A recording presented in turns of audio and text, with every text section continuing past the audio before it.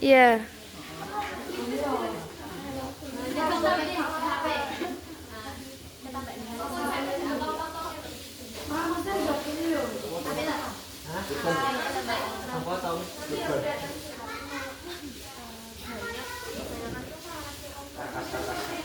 Kelihatan. Padahal kalau 0,5 tuh kelihatan semua tapi ngeblur.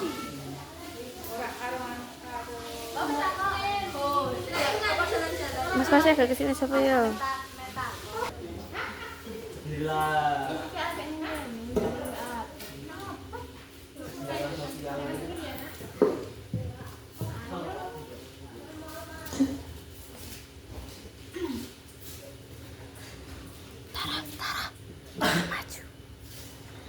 Assalamualaikum warahmatullahi wabarakatuh. Waalaikumsalam warahmatullahi wabarakatuh. Nuwun kula nuwun ingkang tuhu kinurbetan Abi Andi Sutanto kaliyan Umi Lina Latifah ingkang kula hormati Pade kalih Bude lan sedaya rencang-rencang omah berkah ingkang kula tresnani. Ingkang sapindah monggo kita sareng-sareng nganjukaken puja lan puji syukur kehadirat Allah Subhanahu wa taala ingkang Maha Agung lan Maha Wicaksana amargi ing siang menika kita sedaya saged makempal kanthi kabagas warasan. Alhamdulillah. Mboten kasupen salawat saha salam kita aturaken dumateng junjungan kita Nabi Agung Muhammad sallallahu alaihi wasallam ingkang kita antuk-antuk syafaatipun benjang ing yaumul kiamah. Amin ya rabbal alamin. Saderengipun tepangaken kula Umah kalih rencang kula Dan saya Tia. badhe ngaturaken piwulangan babagan pupuk KCL.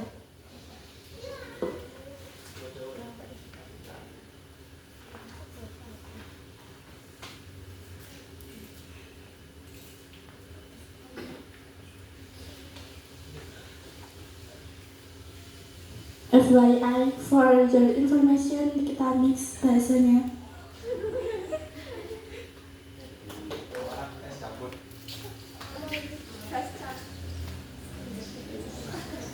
Kita mulai masuk ke materi. Dari awal pengertiannya, apa sih pupuk KCL itu? Nah, kalau menurut Pak Bayu, pupuk KCL adalah pupuk yang digunakan untuk tanaman yang berbuah ketika sudah masa bunga atau masa generatif, diaplikasikan ke tanaman. Sedangkan kalau menurut Pasar Mikro ID, pupuk KCL atau kalium klorida adalah penyubur tanam yang memiliki kandungan unsur hara kalium cukup tinggi sekitar 60%. Pupuk KCL sering juga disebut MOP atau Muriate of Potash. Dari Pak Bayu sendiri mengatakan, jika kita tidak menggunakan pupuk KCL, maka tanaman tidak kokoh, mudah terserang penyakit dan jamur, serta buah yang dihasilkan tidak awet. Kandungan dari pupuk KCL menurut Pasar Mikro ID, pupuk KCL itu mengandung satu jenis unsur yaitu kalium klorida kurang lebih sebanyak 60%. Dengan adanya unsur hara kalium, fungsi KCL untuk memperlancar pertumbuhan dan fotosintesis. Lingga dan Marsono pada tahun 2006 juga mengatakan kalau kalium berfungsi untuk pembentukan protein dan karbohidrat. Nah, seperti yang dikatakan Pak Bayu, KCL tepat sekali digunakan saat tumbuhan atau tanaman mulai memasuki masa berbunga atau masa generatif. Pasar Mikro ID mengatakan kalau KCl cocok digunakan untuk tanaman hias, tanaman buah, tanaman pangan, dan tanaman hortikultura. Tapi ada juga beberapa tanaman yang sensitif terhadap kalium. Nah, tanaman tersebut yaitu kentang, wortel, dan bawang merah. Itu diliput dari Pasar Mikro ID. Manfaat untuk pupuk KCl sendiri adalah yang pertama meningkatkan hasil panen, yang kedua meningkatkan kualitas, yang ketiga memperkuat batang tanaman, dan yang keempat tanaman lebih tahan terhadap hama, penyakit, dan stres. Untuk penjelasan mengenai bahan-bahan yang ada, bahan-bahan yang digunakan untuk pupuk KCl, bahan utamanya adalah cangkang telur. Kalau tidak ada bisa digantikan dengan kerang. Kalau nggak ada bisa digantikan dengan kayu dan serbuk gergaji. Konsepnya itu yang penting itu bahannya disesuaikan dengan ketersediaan yang ada di tempat tinggal. Yang penting mengandung unsur kalium tinggi. Kalau misal kayu yang memiliki unsur kalium tinggi itu ada kayu jati, kayu besi, sama kayu mahoni. Kalau daun yang memiliki unsur kalium tinggi ada daun nangka, dan juga bisa pakai kulit siput dan bekicot, atau kalau enggak ya bisa pakai tulang. Selain itu bahannya garam krosok. Kalau misal nggak ada garam, kalau misal kita tinggal di pantai, itu bisa menggunakan air laut yang asin. Terus selanjutnya bahannya itu adalah karbit. Nah, apa sih karbit itu? Karbit atau rumus kimianya itu CaC2 yang kita sebut sebagai kalsium karbida. Menurut Pak Bayu, kalau Pak Bayu itu karbit adalah batu kapur yang dipanaskan dan dibakar. Di dalam batu kapur mengeluarkan etil. Nah, etil itu adalah bagian dari etana C2H6 setelah satu atom hidrogen hilang. Jadi, strep C2H5. Karbit tersebut berfungsi untuk melakukan pemaksaan penghentian dan fase vegetatif ke generatif. Tapi jika karbit terlalu banyak digunakan, itu bisa bersifat membusukkan. Dan jika terlalu sedikit, itu membuat stres tanaman dan memutus fase vegetatif itu sendiri. Kenapa harus pakai karbit? Dari scienceworld.k, jika cangkang telur disimpan dalam karbit atau kalsium karbida, akan terjadi reaksi kimia yang melarutkan cangkang telur karena karbit bereaksi dengan uap air menjadi gas asetilena atau C2H2 yang kemudian akan bereaksi dengan kalsium karbonat CaCO3 pada cangkang telur. Reaksi ini akan melarutkan cangkang telur itu yang keras dan meninggalkan membran inti telur di dalamnya. Jadi dengan reaksi ini cangkang telur yang keras itu akan larut ke dalam air. Nah, itu berkat karbitnya itu. Untuk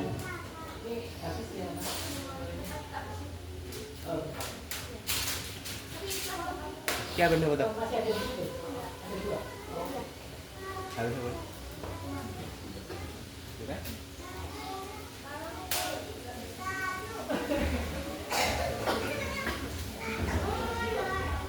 lanjut. Nah, untuk selanjutnya cara pembuatannya akan dijelaskan oleh Mbak Tia. Nah, cara membuat KCl yang pertama, bahan-bahan. Ada wadah kapasitas 120 liter, cairan telur 20 kg dilembutkan, terus karbit 0,5 kg, garam 5 kg, dedak atau makanan bakteri 2,5 atau 3 kg. Nah, yang terakhir katalis 3 sebanyak 50 liter. Nah, langkah berikutnya, yang pertama masukkan kabit 0,5 kg, itu paling bawah. Terus yang kedua masukkan sarang telur yang sudah dihaluskan 20 kg. Yang ketiga masukkan garam 5 kg. Yang keempat masukkan dedak 2,5 gram atau 3 kg. Yang kelima masukkan katalistika sebanyak 50 liter untuk kapasitas 120 liter. Yang keenam air 50 liter. Yang terakhir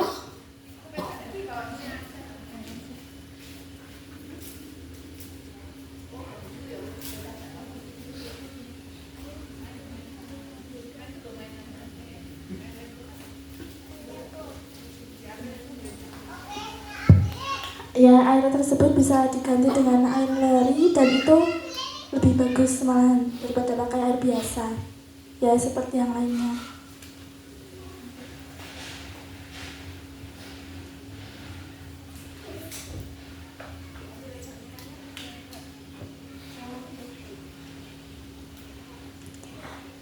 Jadi kalau menurut Pak Bayu itu proses KCL berbeda dari yang lainnya. Kalau yang lainnya kan biasanya ditutup rapat, tapi kalau KCL tuh enggak.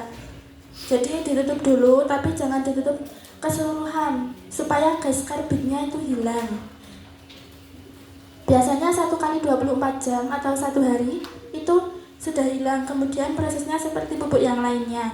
Jadi untuk kan yang biasanya ditutup rapat, tapi kalau KCL tuh enggak, supaya gas karbitnya itu hilang.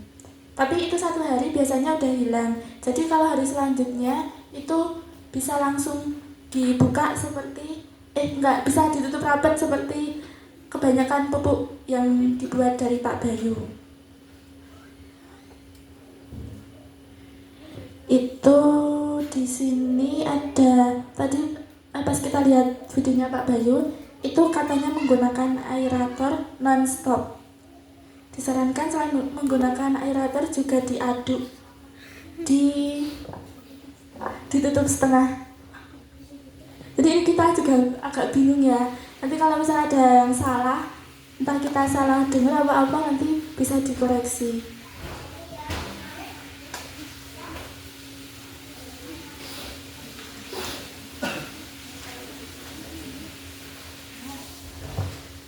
Tapi pas kita lihat di video yang lainnya, itu ternyata ada versi yang lainnya, tapi masih dari Pak Bayu juga. Itu ditutup rapat sampai gasnya mengurai cangkang. Garam dan cangkang akan teraduk sendiri. Jadi kita bingung antara ditutup rapat apa enggak. Soalnya pas kita nonton di video yang berbeda, itu berbeda. Padahal kita sama-sama nonton dari yang Pak Bayu.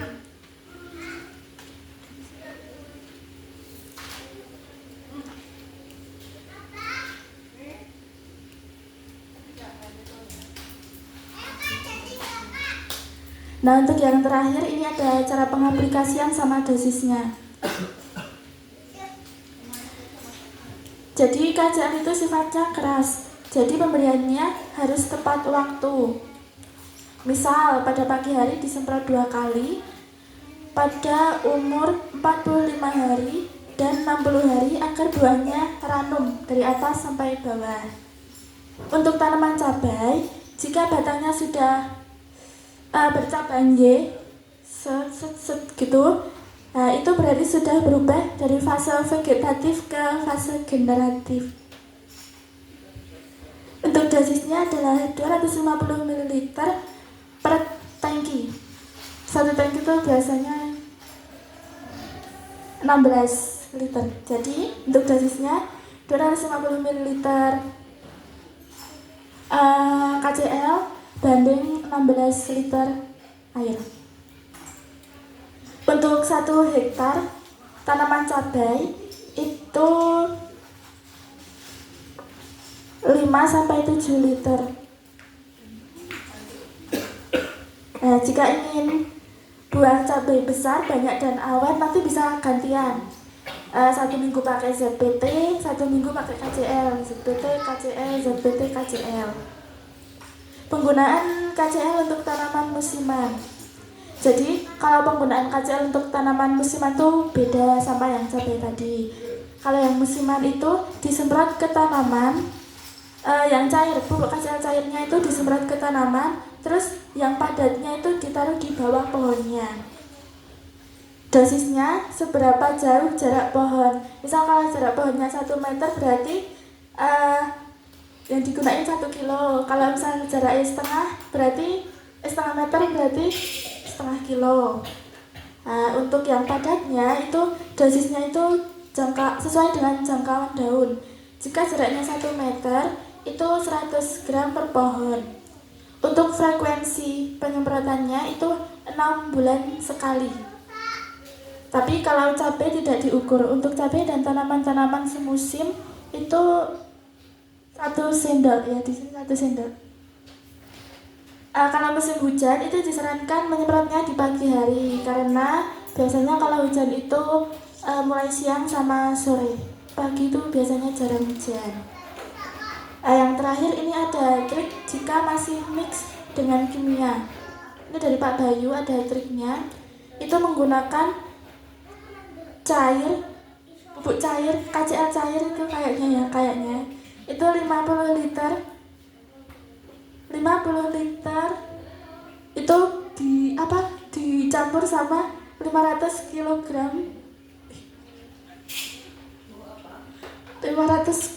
urea.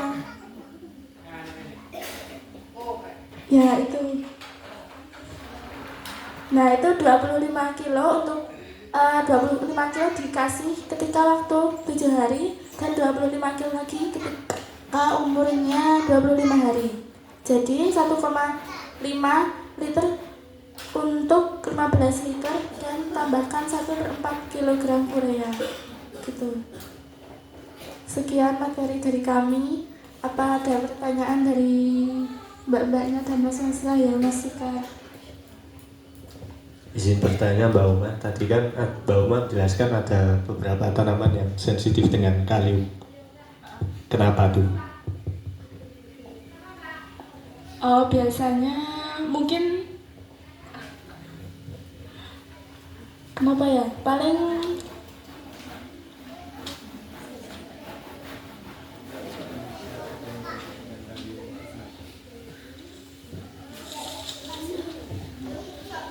mungkin jika dikasih kalium bisa keracunan kalium. Mungkin kan ada kan. Ya nanti tak ya. Tadi Mas Wika tanya tentang tanaman yang sensitif sama kalium kan tadi ada wortel, kentang, sama bawang merah ya. Ya. Nah itu kalau yang saya pelajari itu di selain channelnya Pak Bayu itu karena pada beberapa jenis tanaman penggunaan pupuk KCL justru dapat mengakibatkan berbagai pengaruh buruk bagi tanaman yang peka terhadap kandungan fluorin itu yang terdapat pada pupuk KCL atau kalium. Seperti itu ada kentang, wortel, itu kalau di waktu muda itu emang pertumbuhan dari si wortel sama kentangnya itu jadi kayak hybrid, kayak pertumbuhan yang tidak kayak tidak sempurna gitu. Terus itu juga bakal menyebabkan keracunan terhadap tanaman tersebut. Itu yang saya ketahui. Ya, terima kasih. Ada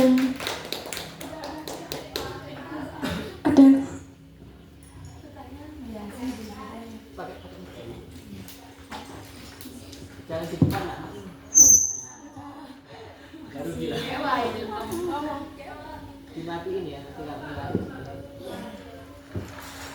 izin bertanya, itu tadi malam kan waktu saya nonton videonya Pak Bayu, kan itu ada penjelasan jarak 1 meter berarti 1 kilogram. Nah jujur saya itu kurang paham itu data apa itu. Tonton ya berkali-kali ya Bu, tapi saya sendiri kurang paham. Mungkin dari teman-teman atau Mbak Uma, Mbak Dia sudah paham. Terima kasih. ya, terima kasih Mbak Lina untuk pertanyaannya. Itu pas saya sama Mbak Tia nonton videonya, ini kita juga bingung ya. Nanti kalau misalnya ada yang bisa nambahin, boleh nambahin. Jadi itu kan 1 meter 1 kilo. Kalau sepemahaman saya, tapi nggak tahu. Jadi misalnya ini pohon. Nah kalau misalnya jarak antara 2 pohon ini, 1 meter. kalau misal jarak antara 2 pohon ini 1 meter, itu berarti masih pupuk KCL yang padatnya itu 1 kilo gitu. Ada yang mau menyanggah?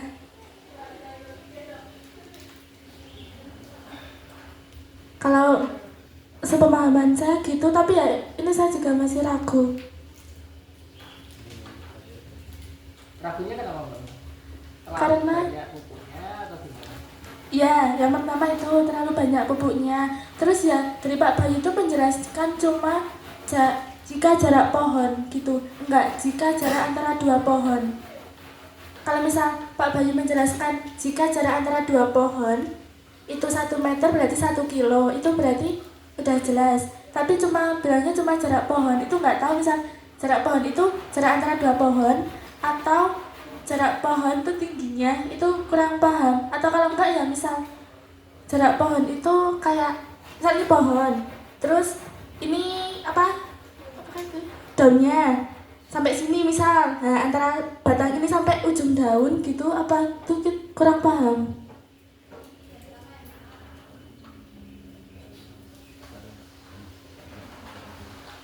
Teman-teman yang lainnya yang bisa menjelaskan.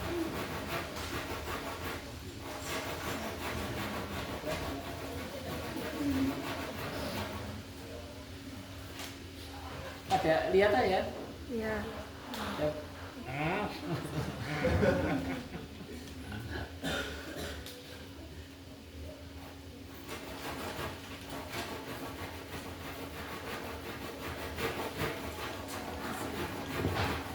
Ya, saya juga belum mendalami ya. Mungkin ini kemungkinan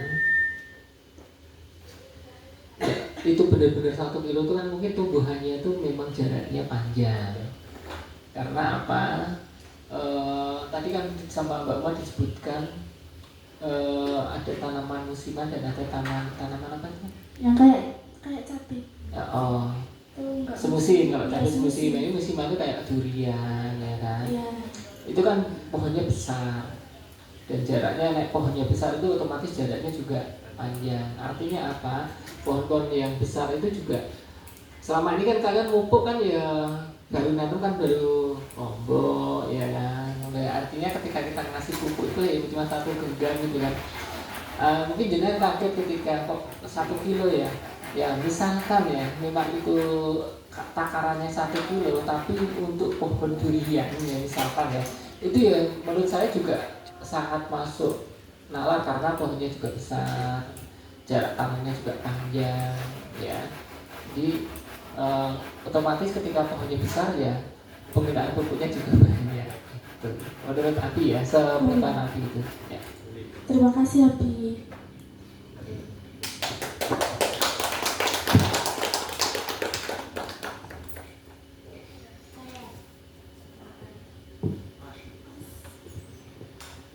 Maaf mau tanya, itu kalau misal tanaman itu tuh udah pakai kimia, terus nanti kalau harus dinetralkan dulu apa langsung pakai KCL bisa? Terima kasih. Iya.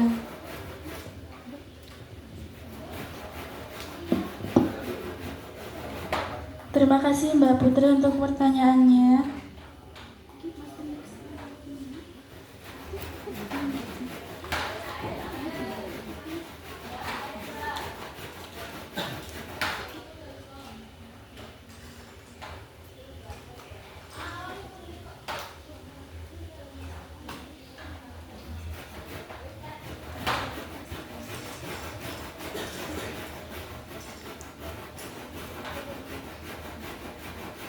Jadi untuk tanah yang sudah terkontaminasi sama pupuk kimia, itu biasanya kalau yang sebelum-sebelumnya saya tahu itu tetap harus dinetralkan dulu, tapi pakai pembedah tanah.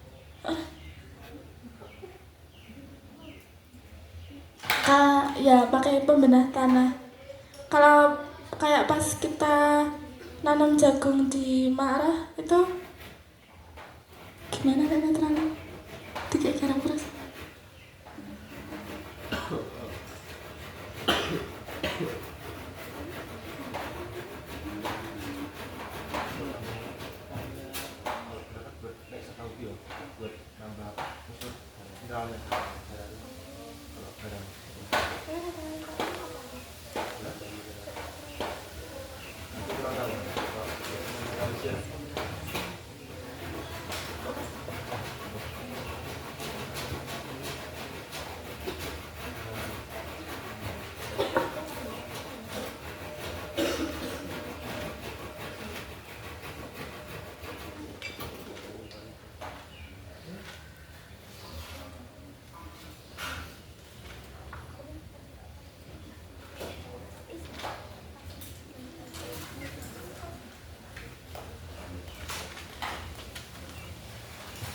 Ya mohon maaf, tahu saya itu sih dipakai pembedah tanah. Atau teman-teman ada yang mau nambahin? Mbak Lina, Mbak Naim, Mbak Vika, atau mas-masnya mau nambahin? Atau dari Abi mau nambahin? Apa? Itu tadi yang netralin, yang kalau pakai kimia, udah tuas pakai kimia tuh bisa dinetralin. Harus dinetralin apa enggak? Ya, benar Mbak Uma kok tadi. Kayaknya pakai pembedah tanah. Jadi ketika memang untuk menghilangkan residu kimia itu kan butuh waktu. Selama kalian nanti pengelolaan tanahnya itu kok pakai kimia atau pakai organik, nanti lambat laun residu kimianya juga akan hilang. Ya. Jadi pemakaian organik inilah yang nanti akan mengubah residu kimia itu menjadi hilang. Jadi nanti tanah itu akan kembali subur lagi, gitu kan. Mikrobanya juga akan bekerja untuk terus-menerus menggali tanah dan menyuburkan tanah itu sendiri. Itu sepengetahuan Abi ya. Nanti kalau ada pertanyaan-pertanyaan yang mungkin ya agak kita kewalahan dan apa, kita kan sudah masuk di grupnya Pak Bayu. Nanti bisa kita tanyakan di situ. Ya mudah-mudahan kita bisa mendapatkan informasi yang bisa membantu menjawab pertanyaan yang kalian bingungkan itu gitu ya.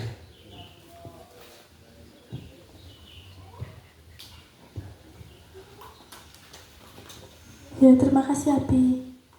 Ada yang mau tanya lagi?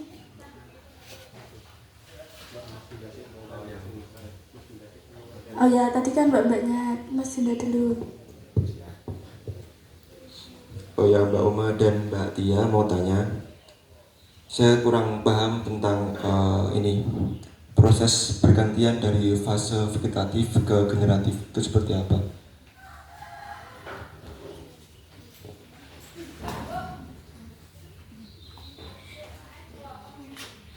Kalau setahu saya, kalau fase vegetatif itu kan fase dimana kita kalau vegetatif itu kan bukan perkawinan. Nah jadi kan kalau perkawinan di tanaman itu kan kita ada bunga. Jadi jatuhnya benang sari ke kepala putih itu kan namanya proses perkawinan fase generatif. Jadi kalau menurut saya fase vegetatif itu ketika tanaman tersebut tuh belum berbunga. Jadi kan nggak ada fase generatifnya, soalnya nggak ada bunganya. Jadi kalau udah ada bunganya berarti itu fase generatif, soalnya udah mulai ada jatuhnya itu kan ada bunga. Ya itu kalau menurut saya. Tapi kalau tadi ada penjelasan juga kalau untuk tanaman cabai itu ketika batangnya sudah berbentuk Y, udah bercabang gini set. Nah itu udah masuk ke fase generatif. Itu kalau menurut saya begitu. Ada yang mau nambahin? Apa Abi? Ada yang mau nambahin nggak mas-masnya? Tambah mbaknya?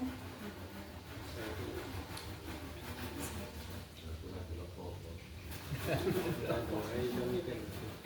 itu intinya kalau yang kita itu belum berbunga, belum dibuai sama apa ceduk sarinya, ya, benang sarinya, benang sari. Kalau yang generatif itu fase yang udah mulai masuk berbunga, cabai itu timbul kayak cabang gitu. Iya.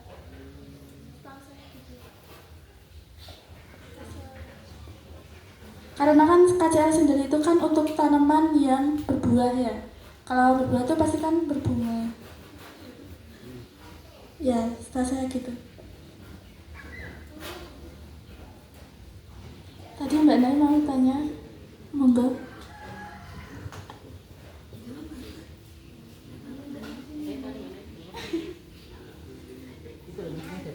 Oh, malah dipercaya kayak gitu.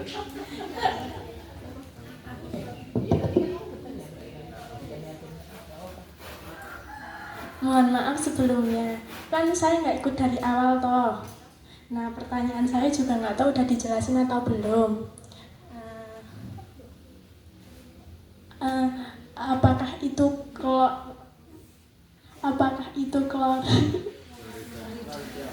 klorida dalam pupuk KCL? Setahu saya kan KCL itu kan kalium klorida. Itu tuh setahu saya kalau KCL itu termasuk garam juga. Jadi kan garam tuh nggak cuma NaCl ya. Garam itu juga, kalau NaCl kan garam dapur. Kalau KCL tuh setahu saya itu juga garam, tapi bukan garam dapur. Nah, K-nya itu sendiri itu adalah kalium dan Cl-nya itu adalah klorida. Cl itu klor. Nah, karena itu dua unsur jadinya tambah ida jadi klorida. Itu berasal dari asam klorida. Kan reaksinya itu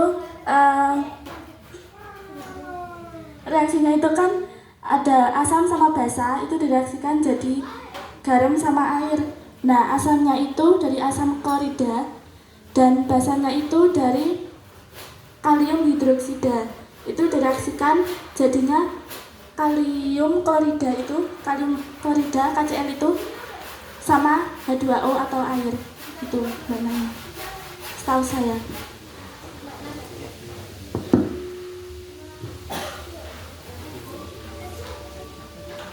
Ada yang mau tanya lagi? Oh.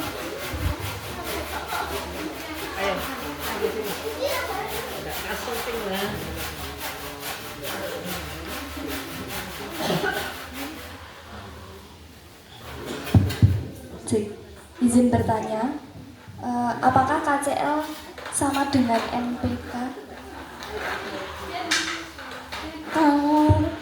Kalau setahu saya itu beda ya.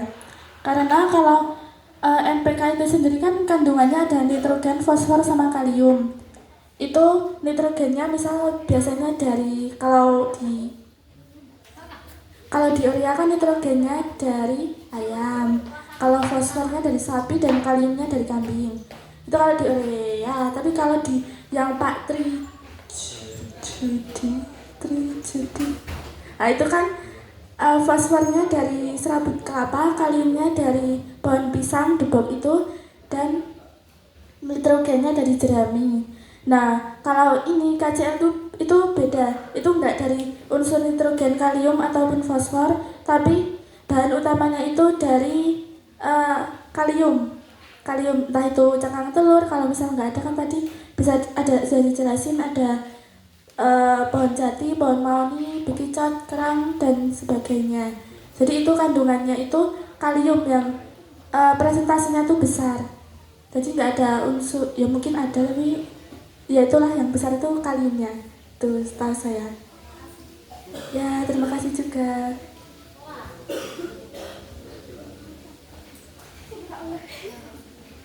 Ya, Mbak Ais mau tanya. Tanya apa Mbak Ais?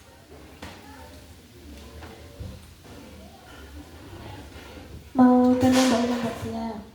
Itu kalau pupuk KCL itu pemberiannya ada overdosisnya nggak? Kalau ada overdosisnya itu dampaknya apa? Sama.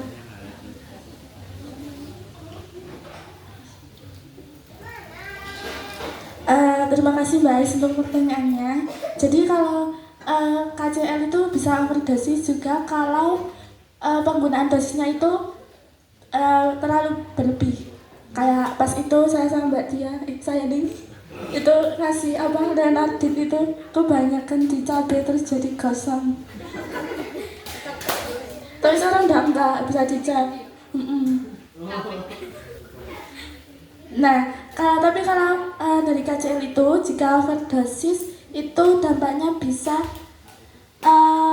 keracunan kalium karena kaliumnya jadi kebanyakan. Nah, dampak untuk tanamannya itu dampak fisiknya itu kelihatan ketika daunnya itu udah jadi warna kuning, terus yang pojok-pojok daunnya itu apa ya? Coklat atau apa ya? Ya itu intinya bisa overdosis. Bisa overdosis. Ya, dan itu dampaknya bisa keracunan kalium dan untuk dampak fisiknya itu daunnya jadi menguning. Itu saya tahu dari website. Kalau kekurangan,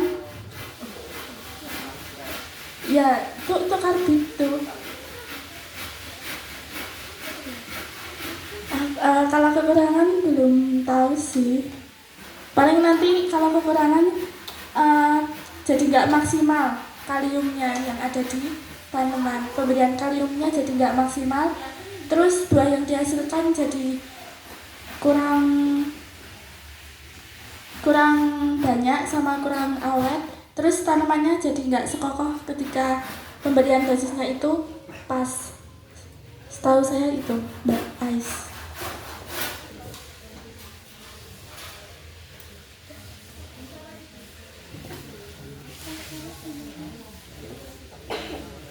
Ya.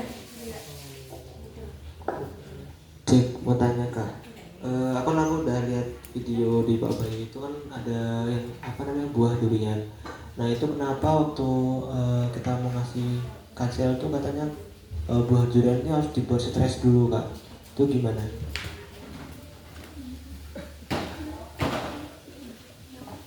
Ya, terima kasih.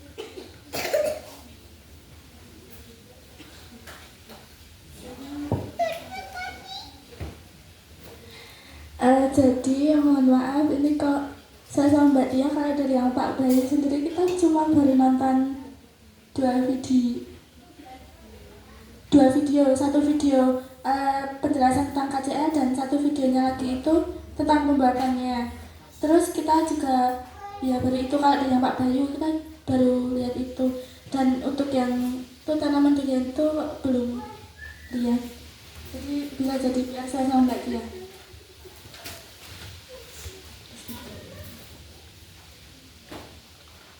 Jangan ditanyain lagi. Ya Mbak Ina. Oh masih kan? Mbak Ina dulu.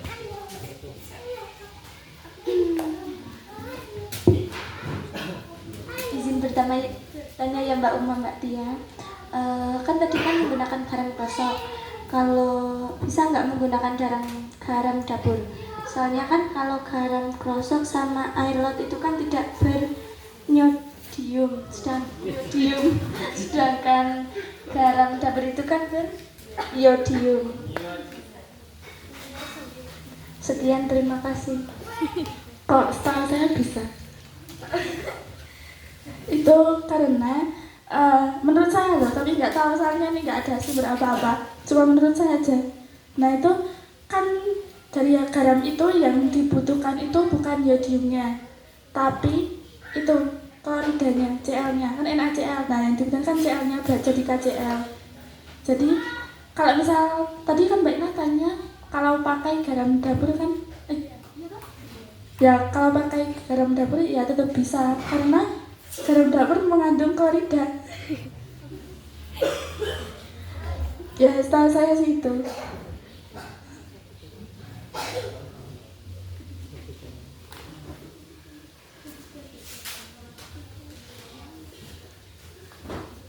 Puas Mbak Ina?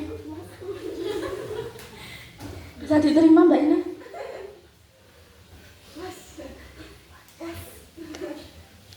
Ya, masih ngerti mau tanya lagi, Nando.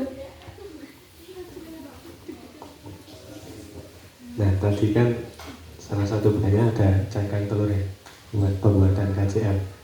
Nah, misal nggak sengaja nih kemasukan cangkang telur yang busuk gitu, apakah akan bisa terfermentasi, tercover oleh katalis dan bahan-bahan yang lain dan pupuknya jadi atau bakal gagal?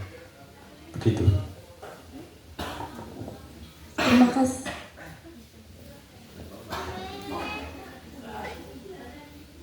Ya, terima kasih Mas Fikar.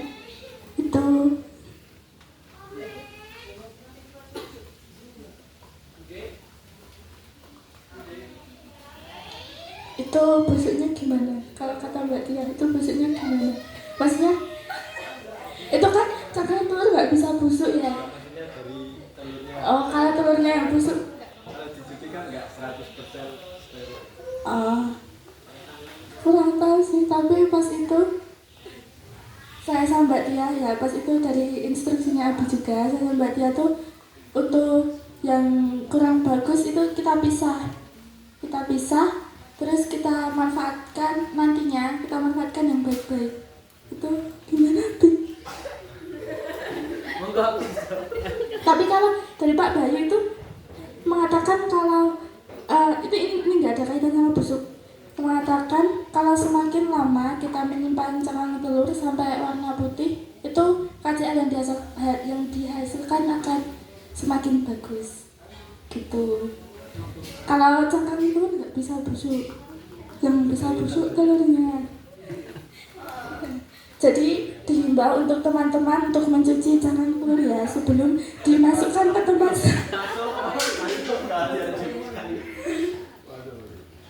Maksudnya ketika dicuci kan biasanya masih ada telur sisa di situ. Nah, telur-telur yang nempel itu nanti malah jadi apa kayak uget-uget maksudnya ya. Itu kayaknya bisa mempengaruhi.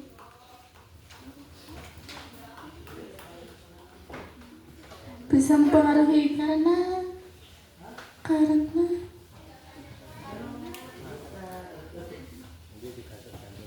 nggak busuk telurnya. Cangkangnya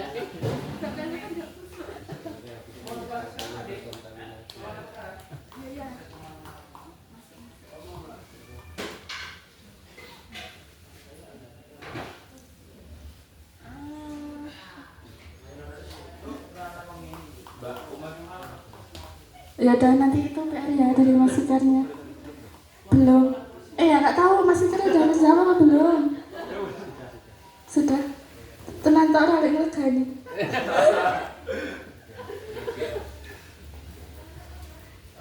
Ya Mas sudah matanya.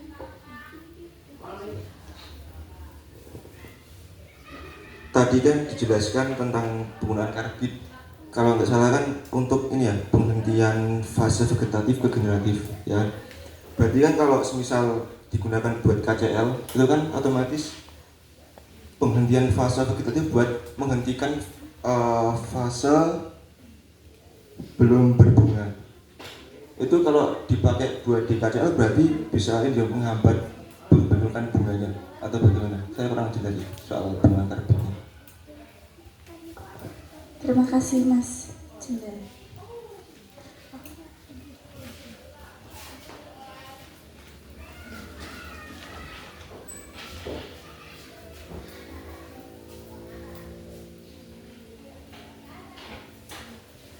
Jadi kembali ke materi tadi, Pak Bayu kan bilang kalau KCL itu berfungsi untuk melakukan pemaksaan penghentian dari fase vegetatif ke generatif.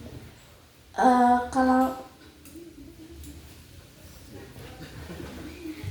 ya, kalau fase vegetatif itu kan fase belum berbunga. Jadi kalau menggunakan karbit itu kan berarti otomatis menghentikan fase berbunga. Itu Jangan kan di karena emang itu buat ini kan bentuk bunga. Oh, itu yang dipaksa berhenti itu fase vegetatifnya. Berarti fase belum berbunga. Sebelum berbunganya itu dipaksa berhenti. Biar apa? Biar cepat ke fase generatif dan biar cepat berbunga terus berbuah. Berarti Begitu. menghentikan fase vegetatifnya biar memicu pertumbuhan di buah. Bunga biar memicu pertumbuhan bunga dan memicu fase generatif. Oh, berarti lah pokoknya langsung ke fase generatif gitu. Iya, jadi ibaratnya ini apa ya? Kayak apa ya? Kayak biar mempersingkat langsung. Mempersingkat fase vegetatifnya biar cepat ke generatif sehingga cepat berbunga dan berbuah. Oh, Gitu. Ya, terima kasih Mbak Uma. ya sama-sama.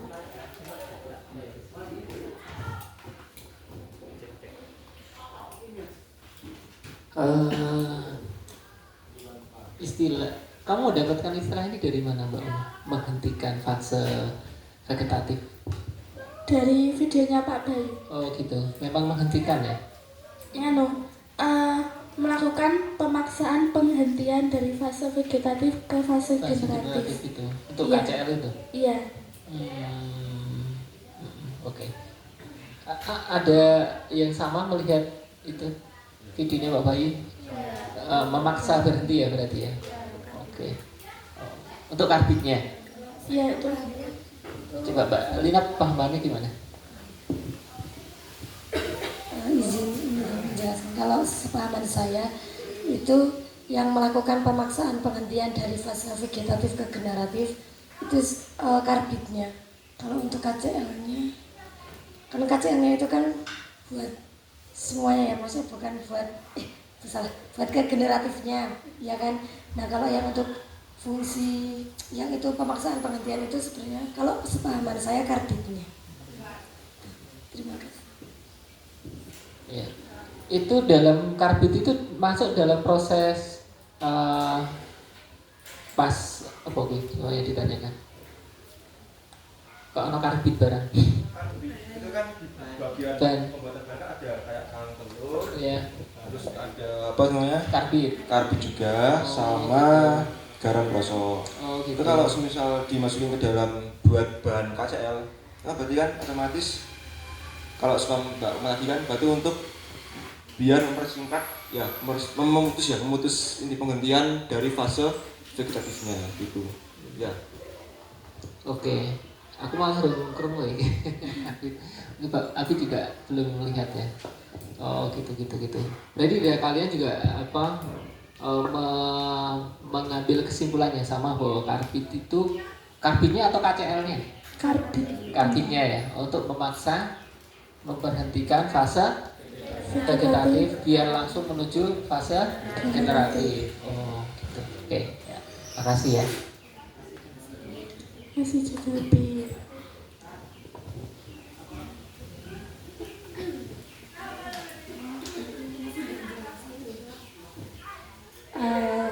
Tadi kan Mbak Uma waktu masih katanya itu kan Mbak Uma bilang semakin kita menyimpan semakin lama menyimpan cangkang sampai warna putih itu kan bagus KCL-nya itu maksudnya kalau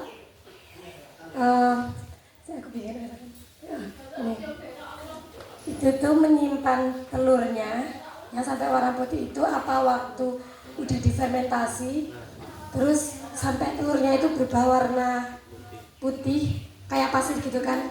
Nah itu jadi KCL terbaik atau waktu menyimpan cangkangnya doang. Terima kasih Mbak Uma.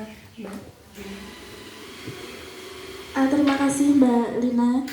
Kemarin ya Mbak Tia juga sempat bingung ketika kita mau ngumpulin cangkang telur itu kita bingung.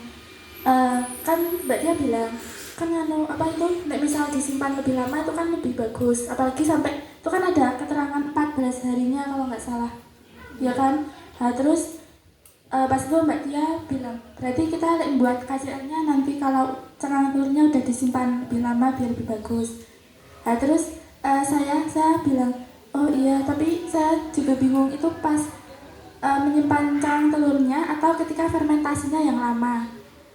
Nah terus ketika kita lihat di Pak Bayu, itu Pak Bayu jelasin itunya tuh ketika beliau menjelaskan di bagian bahan-bahannya, bukan ketika menjelaskan ya di bagian fermentasinya. Tapi soalnya kan kadang kita lihat video ini tapi di ini gitu, jadi memang kurang jelas. Tapi kalau sampai warna putih itu kayaknya ya di luar fermentasi. Iya kan, saya Mbak Tia mikirnya itu enggak di fermentasinya, tapi ketika menyimpan cangkang telurnya. Tapi kalau misal ada yang berpendapat lain bisa memberi masukan. Ada yang punya pendapat lain? Kalau ini bukan kayak sepahaman saya, itu kan saya nonton waktu, bukan cara pembuatannya kayak waktu Pak Bayu ngasih materinya. Nah itu tuh Pak Bayu kan bilang 14 hari gitu kan. Nah terus tapi semakin lama itu semakin bagus sampai setelah Pak Bayu bilang itu tuh langsung dilanjutin sampai telurnya berubah warna putih kayak pasir gitu. Nah itu akan menjadi KCL terbaik gitu. Nah waktu nonton itu saya tuh sepahamnya waktu warna putihnya tuh waktu difermentasi, soalnya kan itu juga kayak pasir gitu kan. Terus kan cangkangnya dihancurin dulu kan itu. Nah di situ saya menyimpulkan sendiri kalau berarti telurnya berubah jadi warna putih itu waktu proses fermentasinya itu. Tapi saya juga itu sepahaman saya. Ya, terima kasih Mbak Lina.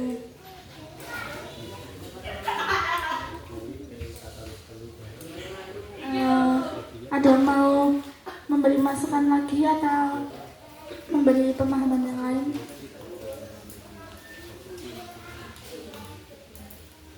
Kalau nggak ada, ini kan masih abu-abu. Jadi buat PR saya Mbak Tia dan kita bersama.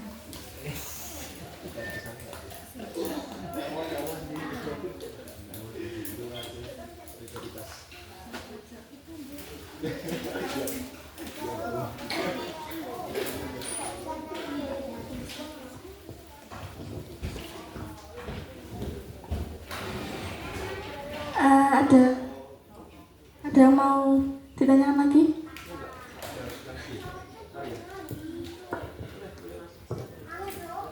Itu kan di karbit katanya bisa menghasilkan gas ya, di ketika difermentasi. Itu tuh gasnya itu kira-kira ini enggak sama gas yang digunakan buat biogas? Itu sama enggak kira-kira? Kan kalau sama kan bisa dimanfaatkan dulu buat biogas gitu. Sama. Kalau sama Mbak Uma aja. Terima kasih. Terima kasih Mas Jinda. Kalau sepemahaman saya itu kok beda ya. Soalnya kalau di biogas itu kan kita ya dari kohe, dan kohe itu kayaknya kalau kohe sapi itu mengandung gas metana atau CH4. Sedangkan kalau di karbit itu namanya kan kalium karbida C2H2. Jadi nah itu kan mengandung batu kapur ya itu. Jadi beda unsur, beda senyawa, beda itulah. Ya, setahu saya gitu. Jadi beda, it's different.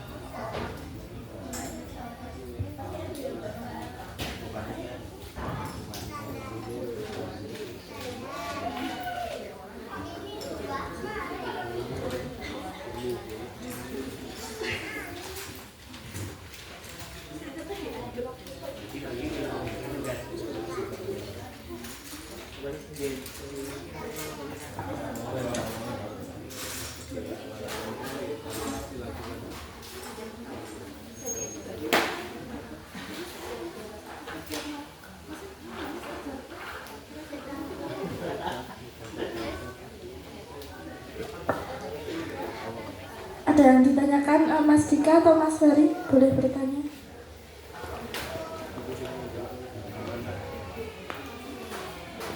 Sudah, ini tidak ada yang mau ditanyakan. Ada yang mau menambahkan?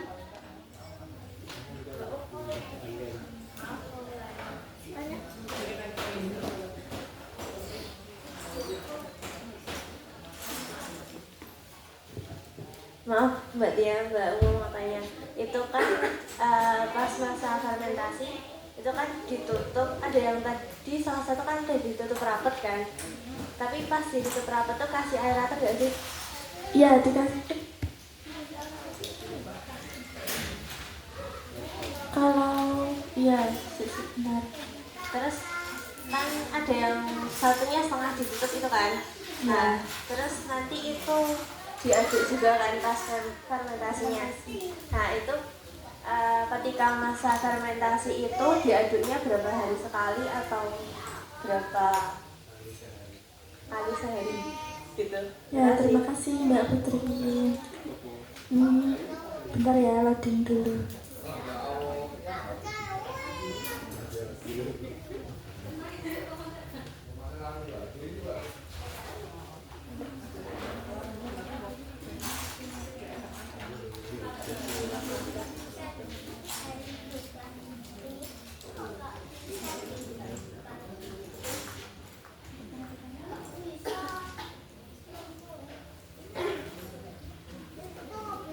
Jadi untuk proses fermentasi, kalau kita lihat di videonya Pak Bayu, itu kan ketika kita lihat video yang satu sama yang lain beda.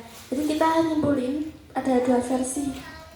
Untuk versi yang pertama itu prosesnya itu ditutup, tapi nggak ditutup rapat kan? Biar apa? Biar gas karbonnya hilang. Nah, satu hari kan udah hilang, makanya kita bisa kayak yang lainnya, tapi kan pakai aerator itu non-stop. Nah, selain itu kan juga disarankan untuk diaduk. Untuk pengadukannya dari kita kok nggak ngeh, mungkin kita sih nggak ngeh atau emang nggak dijelasin, itu nggak tahu berapa frekuensinya tuh berapa kali sehari atau berapa hari sekali. Ya, kalau saya sebutnya nggak ngeh itu ada atau enggak, atau emang nggak ada. Tapi kalau misal ada yang tahu bisa menambahkan, mbak-mbaknya ada yang tahu atau mas-masnya ada yang tahu.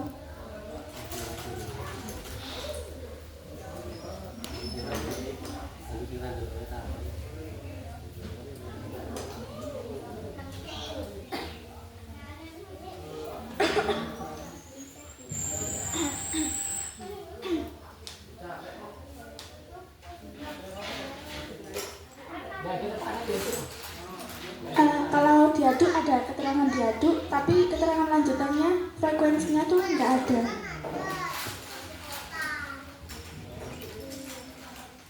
Fleksibel mungkin.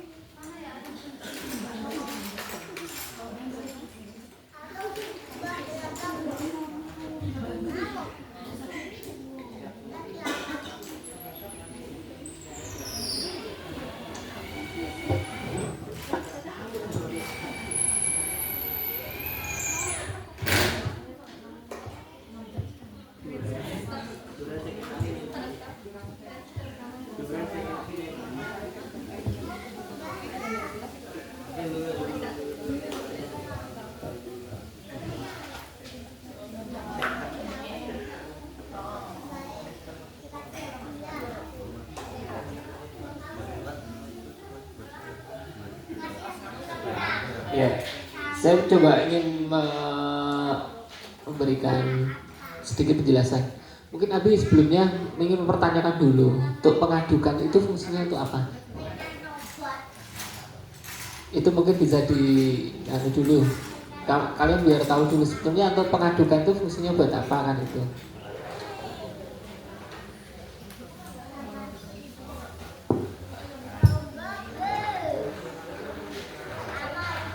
Mungkin Gak dijelasin. Ini mungkin menurut saya sama ya mungkin ada yang ya itu kan kalau larutan yang itu tuh sifatnya itu cuma suspensi itu kan nanti bakalan mengendap, apalagi itu kan cangkang telur kan itu semakin lama semakin mengendap. Mungkin diaduk itu biar nanti kembali komponennya tuh kembali larut lagi gitu mungkin ya. Berarti kalau fungsinya untuk meratakan kembali ya biar tercampur secara sempurna, berarti ya kita hitungannya ya nek wis budek gitu kan ya dinegeri gitu kan mungkin ya. Kalau bisa ya pagi dan sore kayak itu membuat apa itu yang kemarin Mas Ferry ya itu ada nggak Mas Ferry kemarin pagi dan sore ya ya mungkin bisa kayak Bu Herti itu diaduk pagi dan sore mungkin ya. Sekali lagi kami juga masih belajar. Tapi kan kita tahu apa intinya pengadukan itu tuh apa. Nah, daripada nggak diaduk kan terendam. Karena kalau bersifat suspensi katanya ini ya ngendap. Nah berarti itu dicampur. Gitu. Jadi persoalan itu berapa kalinya yang penting sudah diaduk gitu ya. Amannya pagi dan sore itu kayaknya aman. Ya terima kasih Bu. Ini ada yang mau ditanyakan lagi?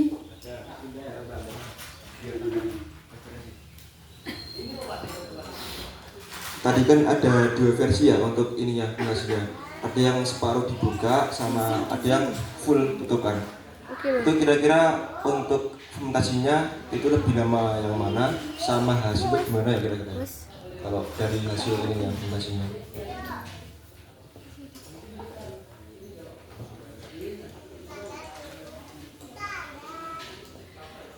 Ini nggak dijelasin dari Pak Bayinya, cuman kalau kita pikir-pikir ya itu kan yang versi yang ditutup itu kan dari videonya tuh mengatakan kalau ditutup rapat sampai gasnya mengurai cangkang, terus garam dan cangkang akan teraduk sendiri. Itu nggak tahu kok bisa teraduk sendiri kalau ditutup rapat. Itu kenapa ya? Karena kan tadi yang ditutup nggak rapat itu kan buat ngehilangin gas karbitnya, awalnya gitu. Terus nanti kalau sudah kan kayak yang lainnya tapi pakai aerator non-stop sama diaduk. Terus yang versi 2 itu bilang kalau ditutup rapat sampai gasnya mengurai cangkang. Jadi malah gas karbitnya itu sampai mengurai cangkang. Jadi kan nggak hilang berarti kan, nggak hilang mengurai cangkang. Dan garam sama cangkangnya itu malah jadi teraduk sendiri. Itu kalau misal dibayangin kalau imajinasinya saya kok nganu jadi gas itu marak kayak gini. Berarti nggak pakai aerator ya? Enggak, kalau yang ditutup rapat enggak ada keterangan pakai aerator. Jadi ya itu. Jadi gasnya itu yang mudek sendiri. Iya, malah gasnya yang mudek. Tapi kalau yang nggak ditutup rapat kan gasnya hilang, jadinya nggak bisa nggak bisa buat mudek. Jadi kita mudeknya manual. Maksudnya kita yang mudek. Tapi kalau untuk frekuensi lamanya itu ya nggak tahu. Nanti kalau kita udah coba pasti kita tahu.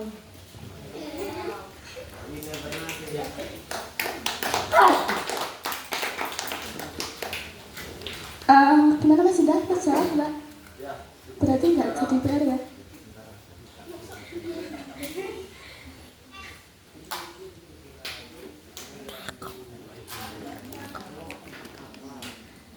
Ya, ada yang mau ditanyain lagi? Oh iya, boleh. Tadi kan Mas Ais tanya, kenapa tanaman yang durian itu harus dibuat stres? Nah, kalau sepemahaman saya itu kan ada yang pelatihan tuh tanya ke yang memandu pelatihan itu gimana caranya mempercepat pertumbuhan durian. Nah, kenapa kok durian dibuat stres? Karena durian itu berbuah ketika musim kemarau dan musim penghujan, antara tengah-tengah itu. Terus gimana caranya biar mempercepat? Kan itu 6 bulan sekali tumbuhnya, berbuahnya.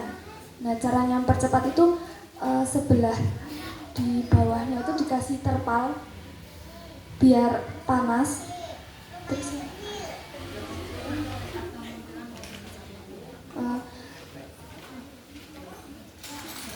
intinya itu trik buat mempercepat pembuahan duriannya itu. Kalau nggak diikat atau di apa gitu biar tanamannya stres gitu. Iya, itu kayaknya sama mbaknya udah nonton, cuman nyatet cuman lupa di mana nyatet. Ada kok iya. Jadi itu kan kalau musim hujan di Indonesia itu kan cuma satu kali dalam 6 bulan. Nah, kita tuh buat supaya musim hujannya itu 2 waktu. Nah, itu ketika musim hujan 3 bulan, yang 3 bulan pertama itu dibiarin berhujan, udah sekali. Nah, terus yang 3 bulan selanjutnya itu dikasih terpal biar nanti nggak kena hujan. Jadi itu ibaratnya musim kemarau. Nah, ketika pas musim kemarau nih, nah itu kita buat hujan buatan. Kita buat hujan buatan dengan disiram apa ya? Kita kan jadi buat, iya kayaknya disiram.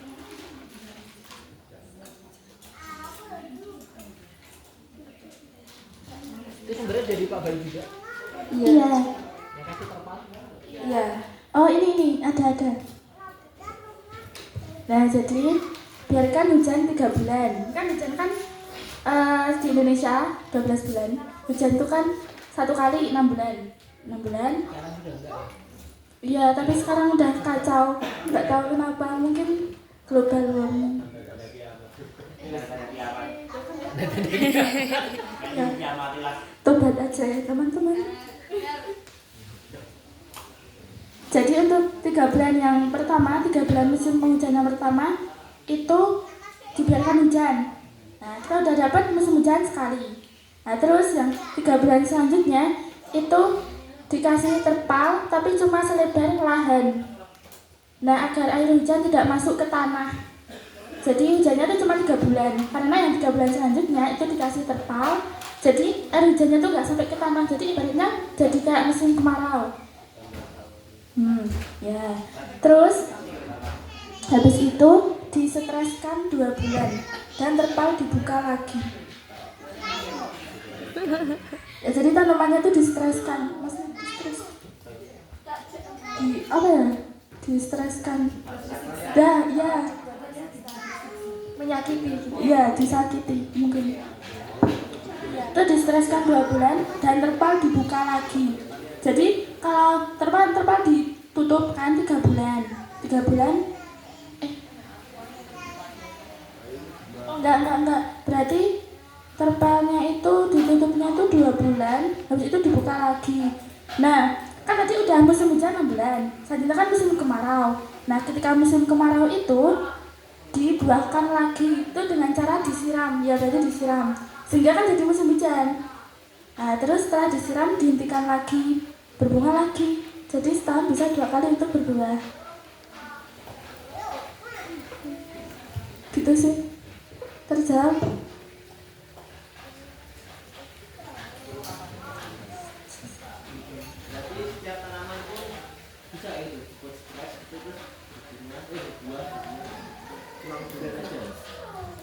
Itu ya kayaknya tuh cuma buat tanaman musiman biar nanti musim penghujannya tuh 3 bulan sekali. Mungkin biar nanti dalam setahun tuh berbuahnya bisa 2 kali kayaknya. Kan biasanya kalau tanaman musiman kan setahun cuma sekali. Nah, ini kita buat hujan, jadinya hujannya 3 bulan sekali biar nanti panennya bisa setahun 2 kali. Ya gitu sepemahaman kita.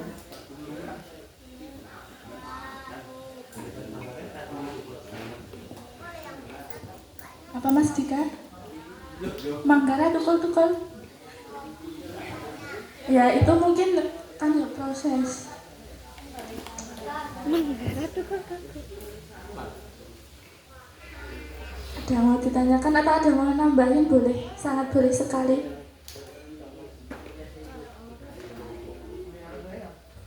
Tahu sudah cukup.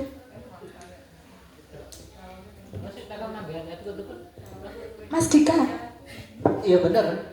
KCL kan fungsinya buat tanaman-tanaman yang sudah waktunya berbuah tapi nggak pernah berbuah. Itu solusinya ya itu KCL itu kan. Jadi benar tadi Mas Dika. Termasuk mangga kita ya.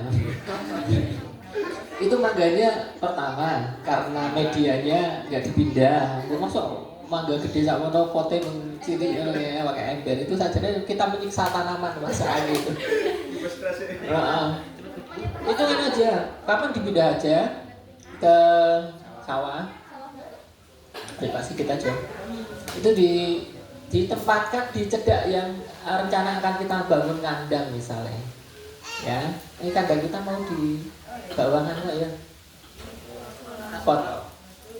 Atau atas kolam boleh, ya cedak-cedak kolam juga boleh. Atau yang penting ada apa nanti kalau ada pohon yang agak besar itu sirkulasi udaranya juga cukup bagus, ada panas, ada ayamnya lah gitu kan, ada tanaman besar di situ. Nah, kalian nanti kalau udah berbuah kan makan pite ya, kamu juga butuh pakan juga kan, gitu kan. Bisa makan mangga itu kan. Ya gitu, mungkin semacam itu sih. Ya, terima kasih Abi. Sudah terjawab Mas Dika, dibantu Abi. Ada yang mau bertanya lagi atau ada yang mau nambahin? Oh, sudah cukup.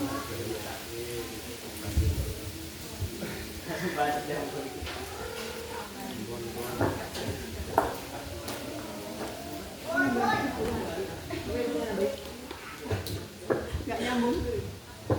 Ya, Umi mau nambahin dikit, tapi maaf mungkin nggak nyambung ya karena Umi nyambi-nyambi, nunggu juga di bawah, terus ke sini, terus ke dapur dan telepon dan sebagainya, balas WA. Jadi maaf nek kurang connect mungkin, tapi saya mau sedikit menambahkan yang tadi ditanyakan sama Mas Sunda tentang masa vegetatif dan generatif itu kalau nggak salah, sepemahaman saya dulu waktu sekolah itu kalau intinya kalau vegetatif itu adalah masa untuk pertumbuhan akar batang daun, jadi dia fokus di masa akar batang daun, mungkin lebih nek dulu Umi belajar itu tak gambar gitu, jadi tak gambar batang, akar sama daun itu vegetatif gitu.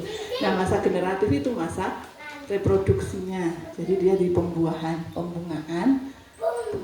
pembuahan sama biji.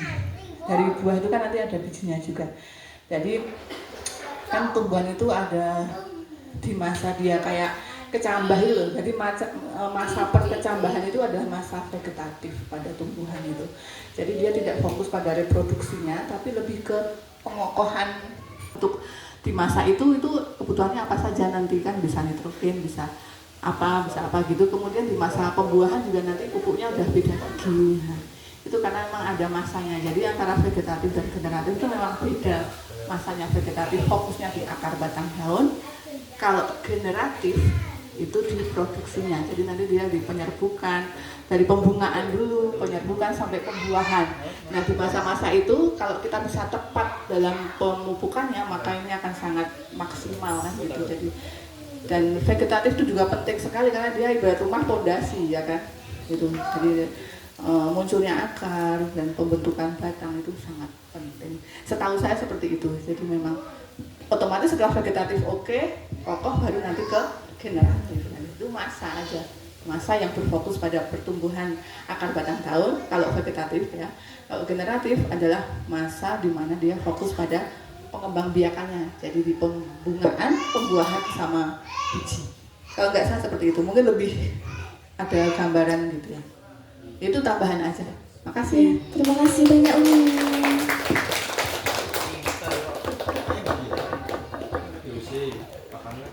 Batang, JPT daun ya kan, karena memang di masa-masa itu jangan sampai telat pemupukannya karena itu masa-masa pertumbuhan. Rabi itu kayak manusia, kalau batas pertumbuhan di usia berapa itu kalau laki-laki perempuan berbeda ya. Umur 20 nggak ada pertumbuhan ya. Perempuan nggak ada ya. Makanya yang belum 20 tahun, yuk ya, dioptimalkan, loncat-loncat ya nggak tinggi itu ya. Kata Mr. Alex itu kalau supaya pengen naik, terutama ya pengen cita-cita pengen jadi pramugari. Nah, pramugari itu ada batas minimal ya Mbak Aisyah, minimal tinggi. Kalau kamu nggak ngejar tingginya, ya berat nanti lolos ke pramugari. Mbak Tia ya pengen jadi pramugara nggak? Pramugara. Yuk ya tiap hari. Nah, itu loncat tali itu loh, kan kita punya itu tuh yang gini-gini. Nah itu bagus banget.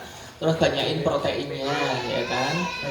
Sayur penting banget. Jadi sayur ada di sisi-sisinya. Tuh. Jadi silahkan ya, ini perhatikan betul untuk fase-fase ini menentukan bagaimana kalian cara merawat tanaman yang benar. Jangan sampai dia butuhnya masa vegetatif tapi kamu mempunyai masa generatif. Oh ya enggak berbuah-buah kayak jebahi ceprol terus kayak KCL itu ya. Ya, jadi begitu. Ini penting bagi kalian semuanya ya. Terima kasih. Ya, sebentar tambahan dikit. Jadi masa vegetatif itu juga ada 2 macam kan tadi. Kalian di sekolah itu waktu kelas 4 SD itu ada bagian alami sama buatan. Nah itu juga, ya itu intinya kan korelasinya seperti itu. Nah alami itu contohnya apa? Bukan seperti alami. Misalnya itu kayak pisang, itu kan pakai tunas gitu ya. Ada tunas, umbi, ya kan. Terus itu loh, pokoknya cocor bebek, ya itu kan ada di daun-daunnya tumbuh lagi. Nah itu kan dia vegetatif alami. Kalau buatan itu yang pakai campur tangan manusia, misalnya ya jambu dipakai cangkok, ovulasi ding ya, menempel itu loh. Nah itu kan dia mengembang biakan tapi pakai vegetatif. Ya mangga juga, mangga. Terus menyambung dan sebagainya. Ya stek gitu. Gitu ya, cuma macam-macam vegetatif itu ada alami sama buatan. Udah itu aja. Terima kasih.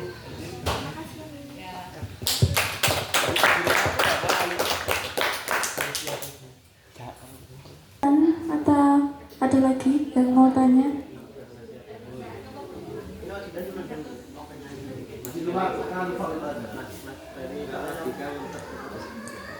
Atau ada yang mau menambahkan? Boleh.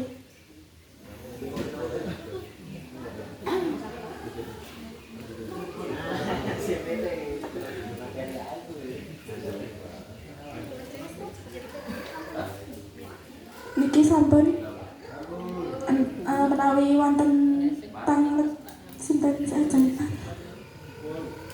Sampun? Nggih. Abi sampun? Niki budaya ingkang sae sanget nggih. Terus nek saged saklajengipun melih masing-masing basa Jawane napa? Kiambak. Sinten kemawon ingkang maju wonten ngajeng mempresentasikan materinipun, nek saged menih pangantaripun beto basa Jawi. Wah, ini luar biasa ya. Hebat loh Mbak Uma tadi ya, tepuk tangan tuh Mbak Uma. Ya, karena apa? Ini kan budaya kita. Ya, kalian bisa ngomong bahasa Inggris tapi kamu bahasa Jawa aja nggak bisa, malu juga. Abi juga baru belajar juga untuk bahasa Jawa, takut nanti ngeromok ya Abi sendiri kalau sama orang tua gitu kan. Tapi nggak apa-apa, kita budayakan ya. Jadi kita belajar bareng-bareng di sini. Ya. Walaupun saya di rumah harus terbiasa ngoko ya, karena orang tua juga nggak dididik untuk belajar bahasa Jawa halus ya, dari mbah-mbah sekonang itu mana tuh tadi mulai itu juga gitu ya. Wah apalagi ya semua tuh banter meneh gitu. Tapi sekolah di mana ini terus ini ya. Padahal ngomong berjarak berapa senti no volume suaranya wah menggelegar gitu. Wah ketemu sedulur kayak gitu. nggak apa-apa karena itu untuk mengakrabkan ya. Tapi kita juga harus berpikir harus ada yang melestarikan bahasa Jawa ini ya, terutama bahasa-bahasa yang tadi. Dan kemarin juga sudah dipraktekkan sama Mas Zulfikar ya. Mas Zulfikar kemarin prakteknya ketika melayat di rumahnya temennya di Jogja. Senang banget itu, aku rumahnya senang banget itu ya. Udah luas ya seneng lah saya lihat kalian muda-muda semacam ini tapi sudah mau peduli dengan budaya kita ya.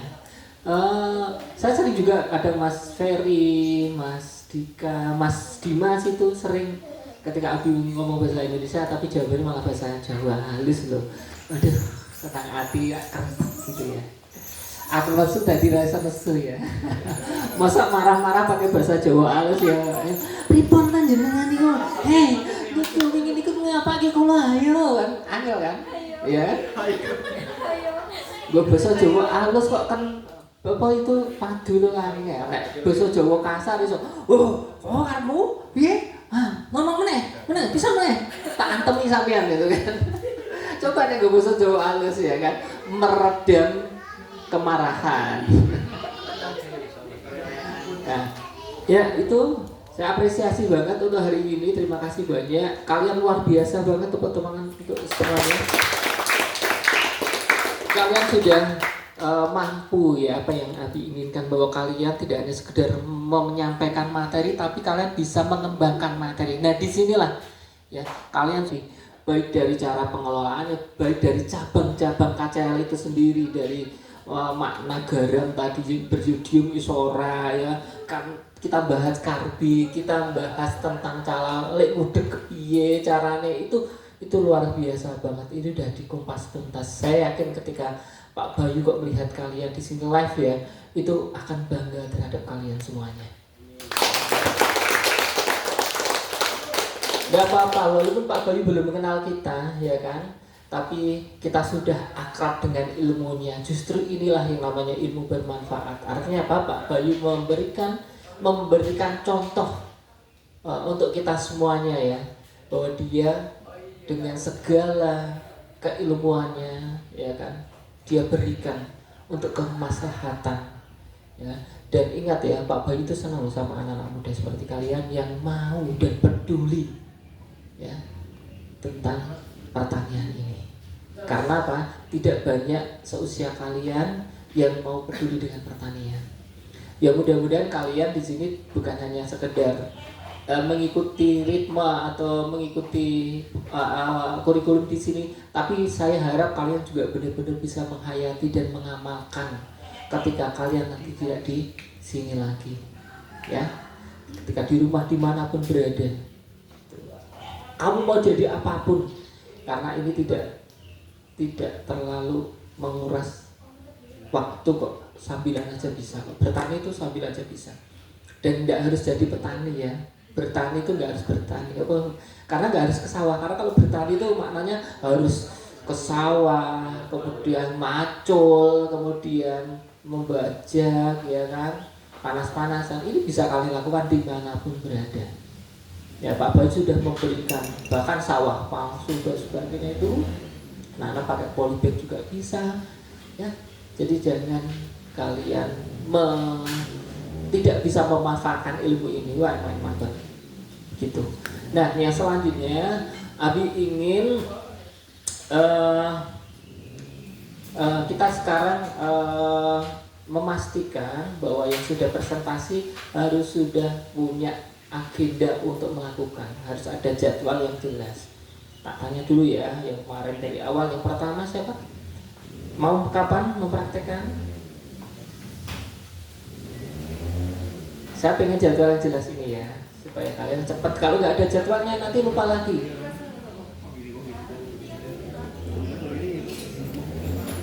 Kapan Mas Faiz sama Mas Zulfikar? Komunitas. Setelah komunitas? Panjang banget dong. Setelah ini SMP 1 aja. SMP 1 kapan? Senin. Ya, berarti besok Selasa ya. Selasa harus segera praktekkan. Berarti sebelum hari Selasa kamu sudah cari bahan-bahannya. Oke. Mas Dika sama Mas Ferry, hortinya mau dipraktekkan kapan? Ya praktek nih bahan kan. Kamu tentukan dulu aja hari prakteknya mau hari apa. Berarti sebelum hari itu kamu sudah cari bahannya. Praktek hari apa? Siap praktek.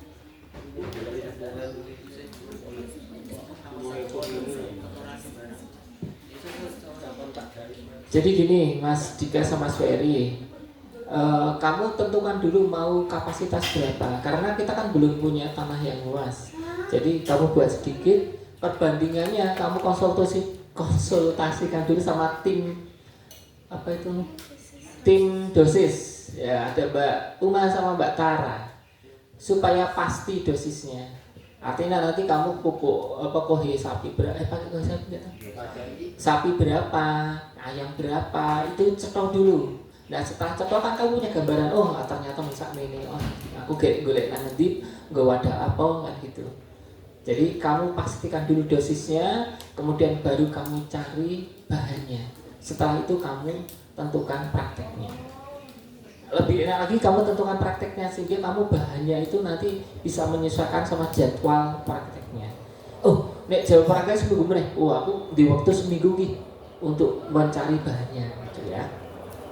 Paham nih ya? Tapi dosis nomor pertama kali.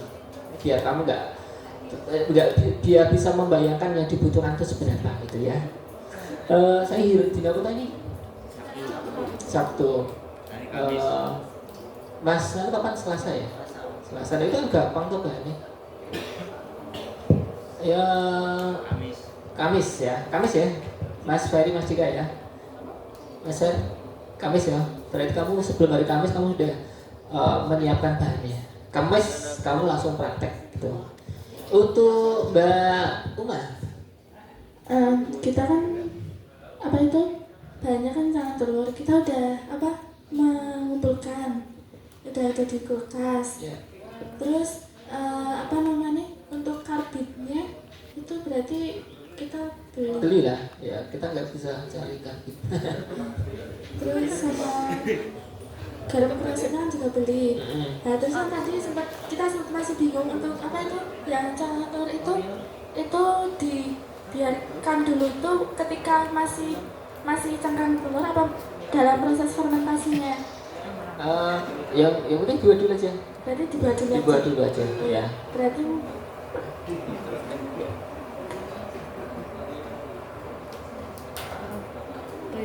Berarti kita baca adanya dulu Abi. Iya, betul. Nek saya kok sepakat dengan Mbak Lina sih. Jadi tahan kalsiumnya makan kaliumnya ya? Iya. Itu ketika sudah difermentasi kayaknya. Soalnya ada 14 hari. Iya. Karena nek bahan apapun ya walaupun dia busuknya lama kayak kulit itu tetap akan berpengaruh dengan kadarnya.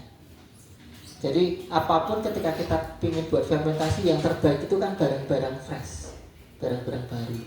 Jadi itu walaupun cangkang telur, saya yakin juga nek wis fresh itu akan lebih utama daripada semakin lama semakin bagus. Menurut saya pendapat saya semakin lama semakin bagus ketika setelah difermentasi.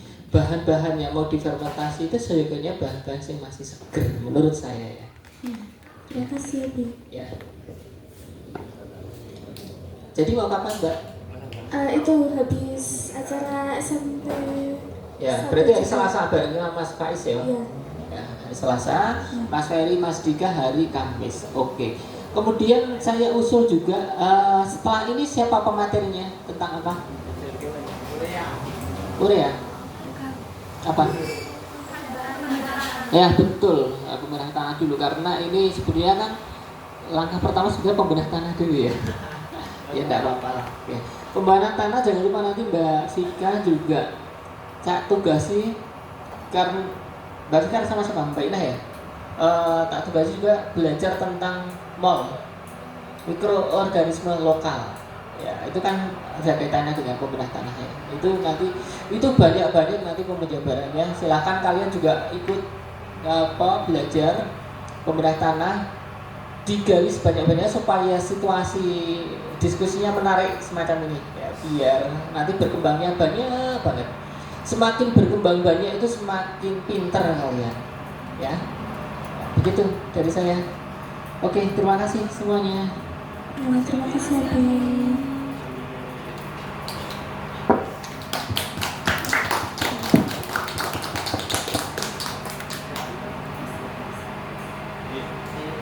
Di sampun cekap niki atur kawula menawi wonten lepat menawi wonten salah bawa ingkang boten meranani penggalih rencang-rencang sedaya ing pungkasan niki kita ajeng ngaturaken parikan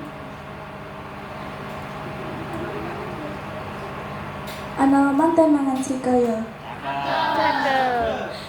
ana kupat nyempulni santen. Cukup semanten atur kawula menawi wonten lepat nyuwun pangapunten. Wassalamualaikum warahmatullahi